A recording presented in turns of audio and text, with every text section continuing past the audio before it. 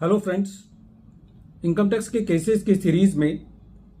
आज जो केस हम डिस्कस करेंगे वो बोगस परचेजेस को लेकर के है। प्रेजेंट सिनेरियो में काफ़ी सारे केसेस सेक्शन 148 की प्रोसीडिंग्स में बोगस परचेजेस को लेकर के किए जाते हैं और काफ़ी केसेस में ये देखने को मिलता है कि असेसिंग ऑफिसर जो एलिज्ड बोगस परचेजेस होती हैं उनके सारे के सारे अमाउंट को असेसी की इनकम में एड बैक कर देते हैं और जहां पर स्पेशली असेसी ने ड्यूरिंग द असेसमेंट प्रोसीडिंग्स ये एस्टेब्लिश किया होता है कि जो गुड्स परचेज किए गए हैं उनको असेसी ने सेल किया है और कॉरस्पॉन्डिंगली उन सेल्स का अमाउंट असेसी को रिसीव भी हुआ होता है और असेसी ने एक रिकंसिलेशन या मैपिंग की हुई होती है कि जो असेसी ने परचेज किया है उसका सेल भी किया है।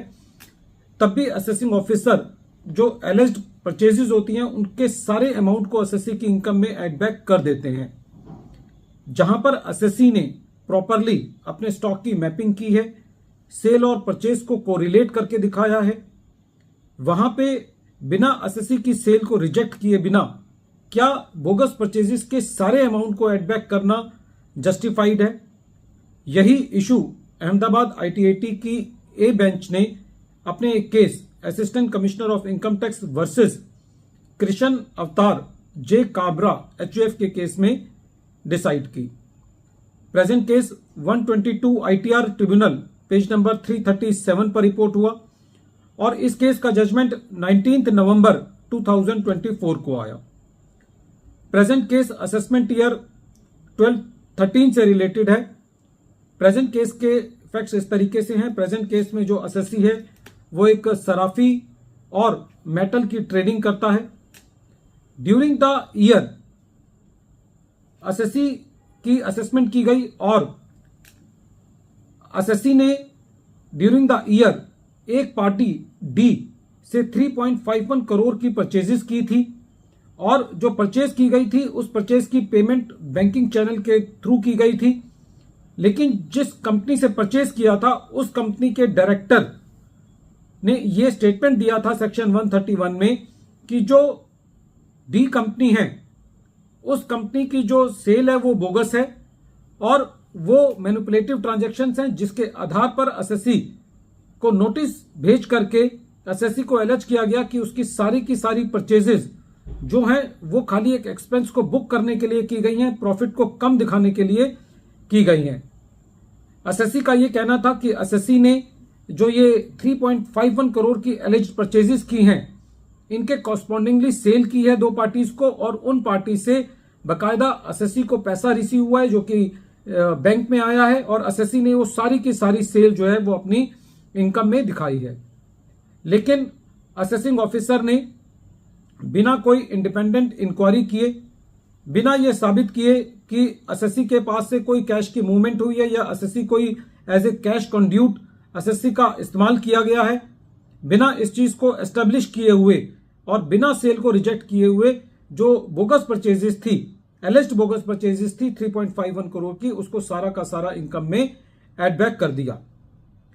जब यह मैटर CIT अपील के पास गया तो CIT अपील ने असेसी को रिलीफ दिया और इस एडिशन को डिलीट किया। रेवेन्यू इस मैटर को ट्रिब्यूनल में लेकर के गया और जब ट्रिब्यूनल ने इस मैटर को सुना तो ट्रिब्यूनल का यह कहना था कि प्रेजेंट केस के अंदर जो असेसी ने परचेजेस की हैं असेसी ने उनको सेल किया है और उन पार्टीज ने असेसी को पैसा दिया है और कोई भी पार्टी असेसी को जब तक पैसा नहीं देगी जब तक उसने उससे कोई गुड्स परचेज ना की हो। तो जब असेसी से कोई चीज परचेज की गई है तो यह कहना कि असेसी ने उस सेल को करने के लिए कोई चीज परचेज नहीं की होगी ये जस्टिफाइड नहीं है। या दूसरे शब्दों में जो असेसी ने गुड्स परचेज किया वो कॉरस्पॉन्डिंग पार्टीज को सेल की गई, उनसे पैसा आया, तो ये एस्टेब्लिश करता है कि असेसी ने सेल भी किया है और परचेज भी किया है। या दूसरे शब्दों में ये कहा जा सकता है कि यदि असेसी ने कोई चीज सेल की है तो असेसी ने परचेज जरूर की होगी और प्रेजेंट केस के अंदर बिना सेल को रिजेक्ट किए असेसी की परचेज को डिसअलाउ नहीं किया जा सकता। प्रेजेंट केस के अंदर ट्रिब्यूनल का यह भी कहना था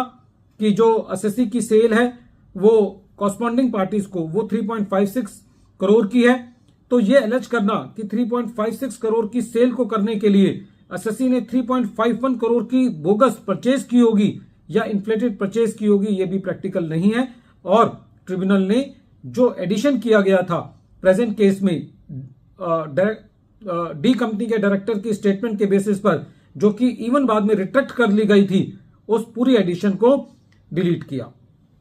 ट्रिब्यूनल का यह भी कहना था कि कहीं पे भी असेसिंग ऑफिसर ने अपने असेसमेंट ऑर्डर में इस बात का जिक्र नहीं किया है कि जो डी कंपनी का डायरेक्टर है उसने अपनी स्टेटमेंट को विड्रॉ किया है। वीडियो के अंत में एक बार फिर मैं केस का नाम रिपीट कर रहा हूं। केस का नाम है assistant commissioner of income tax versus Krishna अवतार काबरा HUF, और ये case 122 ITR tribunal page number 337 पर रिपोर्ट हुआ। मैटर अहमदाबाद ITAT की ए बेंच ने 19 नवंबर 2024 को डिसाइड किया। Thank you friends.